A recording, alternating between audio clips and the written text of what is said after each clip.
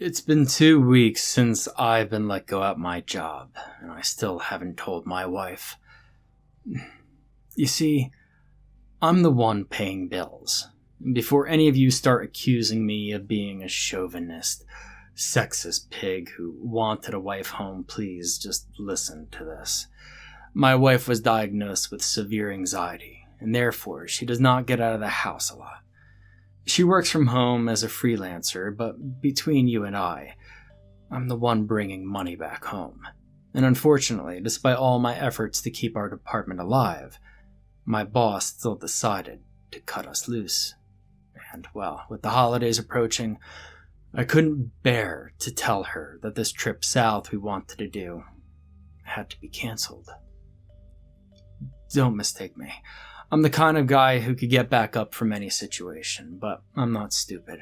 Nobody's going to do any interviews before mid-January for sure, and while I do have some savings, it's going to be barely enough to pay for all our needs, mortgage included. So, I did something I never thought I would do in my whole life. I lied to my wife. I told her I needed to go to Toronto for a meeting and that I would be back by Friday, but that was a lie. I was going to make some money the way so many students and healthy young men do when they don't want to work. I gave my name to participate in a clinical trial. I passed all the required medical examinations, and though I was on the older side of their study, they said it was still okay. It was an 18 to 35-year-old thing, and I was going to be 36 in February, so that was really borderline. It did pay well, however. Depending on the symptoms, my compensation could go up to $4,000. Well, hell, I couldn't spit on that. When I went to RIYFINA, I have to admit that I didn't feel so good about this. They made me sign a non-disclosure agreement, as well as a discharge in case things took a turn for the worse. And I still signed because I know I couldn't make that much money in so little time. But part of me kind of wished the symptoms would be kept to a minimum. While I could always tell my wife I got the flu in Toronto, I doubt that skin rashes or blisters would be very convincing flu symptoms. I also had little to no idea what I was going to be a guinea pig for. The head scientist that I met in the exams told me that they were developing a medication that acted as a mitochondria enhancer, and I had no idea what that meant or if that was possible, or if I was just being fed bullshit with long words to keep me from asking questions. I wasn't going to get poked with needles without knowing what I was being experimented on for.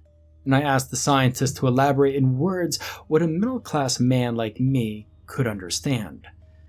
Her expression froze for a second in kind of a surprised look. Half a smile, wide open eyes, brows slightly knitted. And I didn't care that she looked at me that way, but I do not suppose many people ask her what they're being injected with. Kinda shocking, really. And they probably didn't have many patients my age or of my social status. And after a couple of seconds, she took a sudden deep breath and intertwined her fingers over the pile of papers I just signed and started explaining. She told me the role of mitochondria in a cell and a bit of their finding. And after 15 minutes, I was still confused, but I basically understood it. They isolated something in the cell that acted on the mitochondria thing, and it was possible to regenerate dead cells and even make it better than it was when it was alive. It sounded a bit unbelievable, but at least I knew a little more about why I was here. I nodded to signify that I understood and I was ready to proceed. And the woman finally gave me a date and location, explaining that most tests and trials were taken outside this main facility, which served the purpose of headquarters, just archiving and filing stuff. I shrugged it off, shook hands, and went back home to kiss my wife and prepare my luggage for my trip to Toronto. The next day, I was driving 50 miles south. Tri-Pharma's lab address in my GPS. It took about an hour to get there, and when I arrived, I was kind of surprised at the sight of the building. And by surprised, I mean completely horrified. It looked like a run-down apartment complex. There were broken windows on the top floor. The bricks were stained with graffiti, and years of abandon were probably going to break this place down soon. I checked the address again. Maybe I took a wrong turn, but no, it was the right one. I almost expected some cameras and someone telling me I got pranked or something, and then giving me a check to pay my gas and some more for trouble. I walked up to the door and rung the bell, and surprisingly, a smooth lady's voice broke through the intercom. "My name is Harrison Riggs. I'm here for the trials. My code is HR-73X8. And that was the code I was given by the scientist, which appeared on my file on the papers she gave me with the address on. And after a couple of seconds, a hellish buzzing noise broke through the atmosphere, and I could open the door. Normally, it's at this moment that you expect everything you've seen to be different. In a movie, I would enter this scary-ass building, and inside would be pristine white walls and stainless steel decorations. It would look modern, and there would be beautiful, young-looking nurses everywhere, and I would be welcomed like a king. But unfortunately, this was no movie. When I entered, the place was just as dirty as it was on the outside. The air was stale and reeked of dust. And worst, there was absolutely no one to welcome me. However, once I passed the entrance, I heard a familiar ding, and my eyes instantly found the source. An elevator. Once I was in, the doors closed, and the elevator went down. And let me tell you, that was some Men in Black shit if I've ever seen it. I was expecting aliens to greet me once the door would reopen, but no. Only rusted metal platforms and a bunch of people stacked behind glass cells. And a cold shiver ran down my body as I considered going back up, but the smooth-voiced lady came to greet me. She told me that her name was Shyla, and that she ran this facility on behalf of Tri-Pharma. She also told me that I didn't need to worry about the allure of everything, and that everyone here was treated humanely. The glass cells were just a measure to keep a better observation on the patients. And from what I could tell standing on this platform, most seemed to be asleep or just out of it. They were probably high on something. Someone like me who barely ever smoked pot would probably end up looking like them in a few hours. I followed her, and she led me through a maze of tunnels. She showed me the cafeteria, where there were some patients and doctors eating.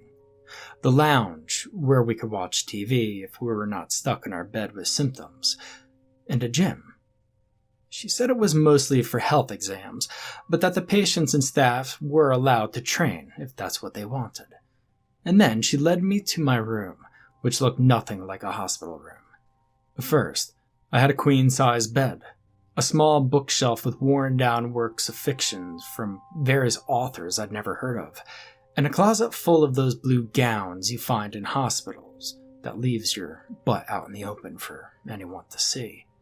She told me to get comfortable, gave me a map, and then proceeded to tell me that she needed my phone, as they were prohibited so close to the lab. She said that I could mess with the machines or something. And I gave her my phone and sat on the bed as she left. There was this knot in my stomach, and it kept getting bigger by the second. And since I wasn't going to disappear, I guess the only thing I could do was get it done and over with. Following the map, I made my way to the cafeteria. The trials would only start tomorrow, so I would be better getting some food in my system before I had to be fasting for the next 12 hours. And what happened next, I'm not sure of. But one thing I'm certain is that the food was drugged, because 20 minutes after I was done eating, I fell asleep. Hard. When I came to, I heard that soft voice again. telling them to increase something to a certain number of CC, and that I was reacting very well. I passed out again after a few seconds later, and I woke up some time later, and again, the voice was saying the results were incredible, that even he was getting better. Were they referring to me? I opened my eyes and crossed her gaze. When she realized my eyes were open, she told the nurse to put me under again, and I completely passed out. This wasn't how I expected the trials to go, but part of me was relieved. I didn't feel anything at all. I eventually woke up and there wasn't any talking. The lights were dim, so it was probably somewhere in the middle of the night. And well, to be completely honest, I didn't even know how long I'd been sleeping. Could be a day, could be a week. They did say I would be done by Friday, though, so probably not a week. When I tried to move, I realized that the drugs were still wearing me out. My body felt heavier than it had ever been. My tongue was thick and dry, and I felt sick. I turned my head right and saw my reflection in what could only be a two-way mirror, since this was an experimentation room. I also quickly realized that I was not alone in this room. There was another guy on my left, also lying on the hospital bed and plugged by several machines, but he was also kept in a glass case. I turned my head around and my heart rose in my throat. If I hadn't been pumped full of drugs and my stomach was empty, I would have vomited until I passed out again. Next to me was the corpse of a man that looked exactly like me.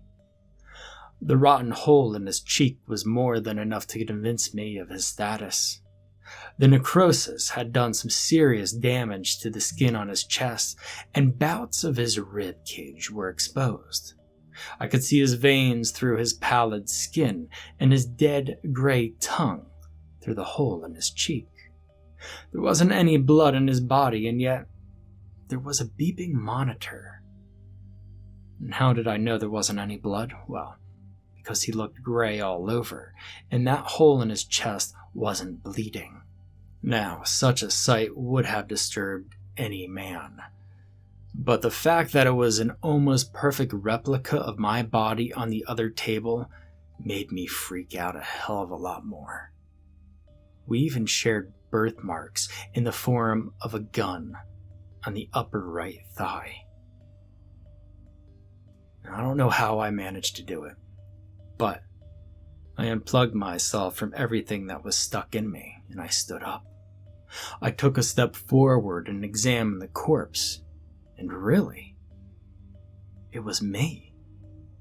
It was like staring in the open casket of my own glass coffin. I saw the scars I got when I was a wee kid. I saw the weird bump behind my ear and the discolored patch of skin near my armpit. All of this was on that corpse. Every part of me was screaming, "Run! Go! Get the hell out of here!" My own voice echoed loudly in my brain, and without thinking any further, I made a beeline for the door. I ran through the hallways, but without my map, I couldn't find my way out easily. I turned a corner and ran straight into that female doctor, and before I could react, she howled. "Breach!" It escaped. It? I stopped thinking. I shoved her aside and followed my senses. I would go where I heard people speaking. I was bound to find any way out. And I was right. After turning around a few hallways, I found the cafeteria. I didn't care that I was running around like a crazed fool, wearing nothing but a pastel blue hospital gown with my ass hanging out. No, I found the elevator and pressed the button up, and then the doors to close it, just in time to see her use a walkie-talkie in the distance. And I was expecting some super secret government security to intercept me once the elevator doors would open. But they didn't. I ran through the abandoned building and found my SUV waiting for me outside, just where I left it.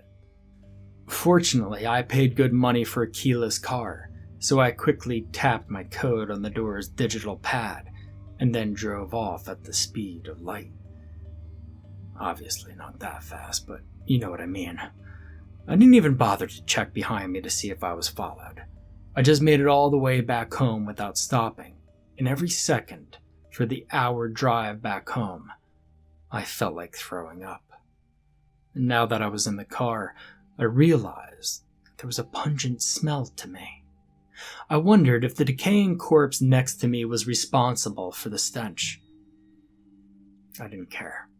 I'd wash it all off once I was home and call the authorities on them because clearly that had been something illegal. I got into the driveway and rushed inside the house, and when I saw my wife at the computer, I started crying. She turned around and screamed. She screamed so loudly that I swear my eardrums were about to explode. She started screaming, asking me who I was and what I was doing in her house, and I told her it was me, and I tried to tell her, but she got the gun from her desk's drawer and pointed it at me.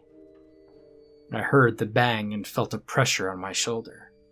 I fell to the ground in shock, but even more so when I reached for my wound and didn't feel any warmth, any stickiness. And in fact, I didn't even feel pain.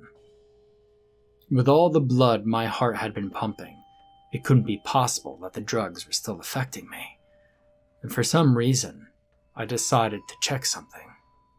I reached 2 fingers behind my ear. I didn't have a bump.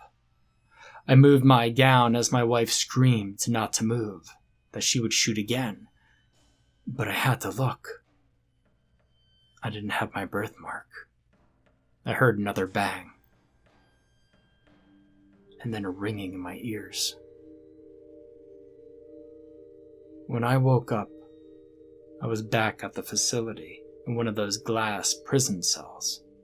When I moved my gown, the scar was back where it belonged. I heard heels clicking on the ground and looked towards the door seconds before it opened. Mr. Riggs, I have some great news. Everything's been taken care of, and you'll be able to go home this afternoon. I was in complete shock. I was absolutely confused. What about my wife? I asked her. Her smile didn't even flinch. Everything's been taken care of. Just remember the contract you have signed, and everything will be fine. The next day I came home and found my wife at her computer. Honey? She turned around instantly, and her smile stretched. She looked as beautiful as the first day I'd met her, and she rose from her seat and embraced me tightly. How was Toronto? Before I could answer, I received a notification on my phone. A direct deposit had been made in my account for $4,000 from Tripharma. I paused for a second, then knew what I had to do. Toronto was boring without you there. We should go on that vacation we talked about. How about we look at travel fares today?